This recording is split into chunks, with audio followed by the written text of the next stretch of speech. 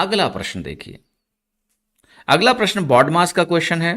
BODMAS के question में आपको बहुत धैर्य के साथ सवालों को करना होता है, क्योंकि अगर आप धैर्य का नहीं करेंगे तो ऐसे सवालों में आप निश्चित रूप से फंसने वाले हैं। ठीक है, तो इसको जरा सॉल्व करते हैं। तो सबसे पहले ये देखो, आसान है ये, इसको सॉल्व करना लास्ट वाले पार्ट को, तो पहले उसी को कर लेते हैं। तो ये बनेगा 4 तियां 12 3 15/4, यहां लिख लो।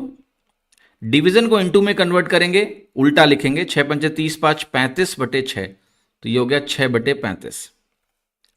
शुरुआत में जो वैल्यू है 6 पंचे 30 और यहां पर भी आपका 35/6 है, ये भी मैंने लिख दिया। यस और नो, समझ में आ रहा है? यस।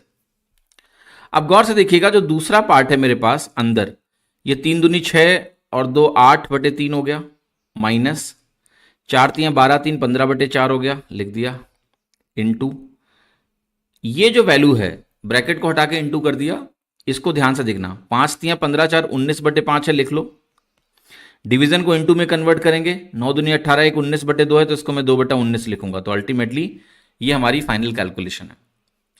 अब इसको मुझे सॉल्व करना है, सॉल्व कर लेते हैं। 19 से आपका 19 कट जाएगा, 5 से ये कटेगा, 5 तियां 15 बनाएगा, 2 से ये कटेगा, 2 दूनी 4 बनाएगा।